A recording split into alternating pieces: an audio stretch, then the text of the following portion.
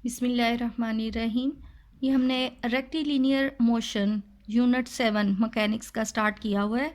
अब इसकी हम फर्स्ट एग्जांपल करते हैं ताकि हमें आइडिया हो कि हमने जो डिस्टेंस वेलोसिटी वगैरह कैलकुलेट करनी है वो किस तरह सॉल्व करते हैं।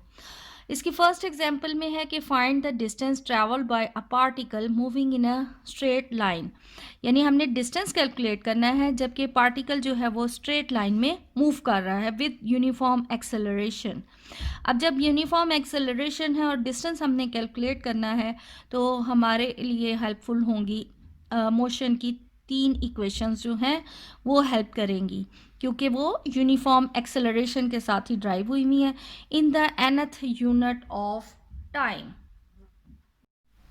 अब यहाँ पर ये nth यूनिट ऑफ टाइम क्या है, यानी कि फॉर एग्जांपल एक पार्टिकल जो है वो 5 सेकेंड में पूरा मूव करता है यहाँ से यहाँ तक। अब 5 का मतलब है लेट से ये फर्स्ट सेकेंड, सेकेंड में, थर्ड में, ये फोर्थ में और ये 5 सेकेंड में उसने इतना डिस्टेंस कवर किया है। तो अगर हमें कहा जाए कि फिफ्थ यूनिट ऑफ टाइम में उसने फिफ्थ सेकेंड में उसने कितना डिस्टेंस ट्रेवल किया, यानी टोटल 5 सेकेंड तक उसने इतना ट्रेवल किया है। तो अगर हमने यानी फिफ्थ सेकेंड कैलकुलेट करना है कि फिफ्थ सेकेंड में कितना कैलकुलेट किया, तो उसका मेथड ये है कि हम पहले इसके ये 4 सेकेंड तक का भी डिस्टेंस कैलकुलेट करेंगे कि 4 सेकेंड तक उसने कितना डिस्टेंस कैलकुलेट किया है।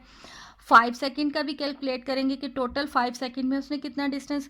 फिर 5 वाले डिस्टेंस को हम यानी जितना उसने 5 डिस्टेंस कैलकुलेट किया है 5 सेकेंड में डिस्टेंस, उसमें से हम पूरा 4 सेकेंड तक का डिस्टेंस माइनस कर देंगे तो हमारे पास जो रिक्वायर्ड ये जो उसने फिफ्थ सेकेंड में डिस्टेंस ट्रैवल किया होगा वो आ जाएगा।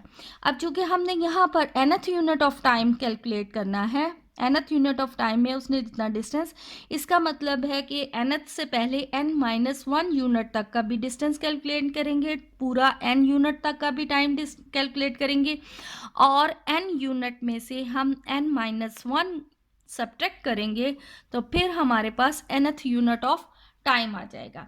अब चूंकि हमने यहाँ पर डिस्टेंस कैलकुलेट करना है तो हमारे पास जो है सेकेंड इक्वेशन ऑफ मोशन वो है x is equal U T plus half A T square.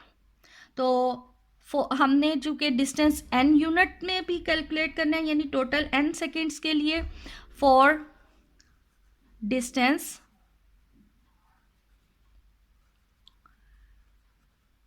Travelled in n seconds,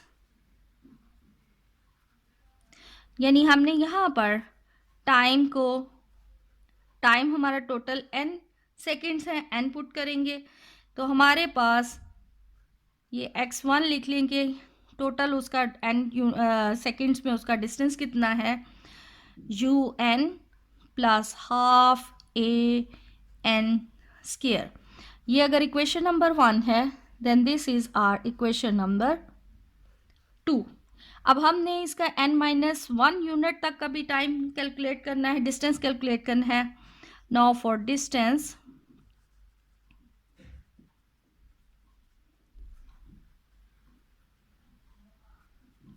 travelled in n-1 seconds,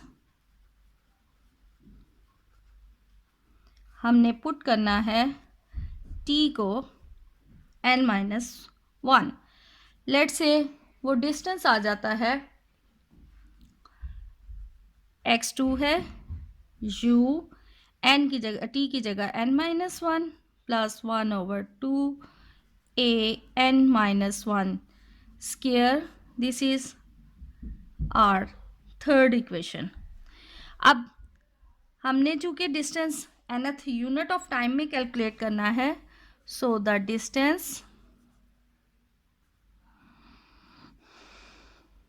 travelled in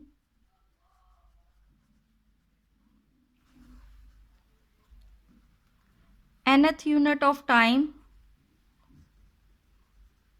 is, nth unit के लिए हमारे पास आ जाएगा हम n में से जो टोटल n यूनिट का n सेकेंड तक का डिस्टेंस था और n-1 को उसने माइनस कर दिया, यानी कि हमारे पास x1 में से हम x2 सब्ट्रैक्ट करते हैं तो n यूनिट nth यूनिट हमारे पास डिस्टेंस आ जाएगा।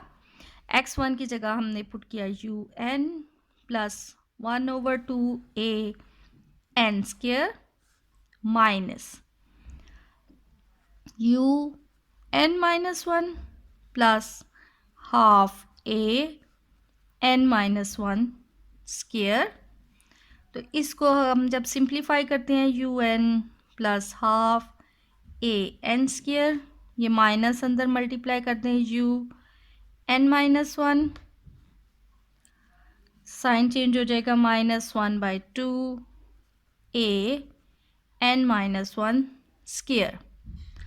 अब हमारे पास इन दो टर्म में से हम u कॉमन ले लें, then we have un-n+1 and 1/2 a common, और बाकी हमारे पास ये इधर से n स्क्वायर, ये minus sign n-1 square, n will be cancel, यहाँ से ये तो हमारे पास टर्म u आ जाती है हाफ a, इसका स्क्वायर खोल दें और चूँकि बाहर माइनस साइन है तो अंदर साइन भी चेंज हो जाएंगे, सो माइनस n स्क्वायर और -2n बनता है, जो ये इस माइनस की वजह से प्लस 2n एंड +1, तो ये माइनस की वजह से -1 आ जाएगा, ये n square cancel. So the final distance जो है x is equal u plus 1/2 a into 2n-1 है। ये डिस्टेंस कैलकुलेट हुआ है जो इसने nth यूनिट ऑफ टाइम में ट्रैवल किया है।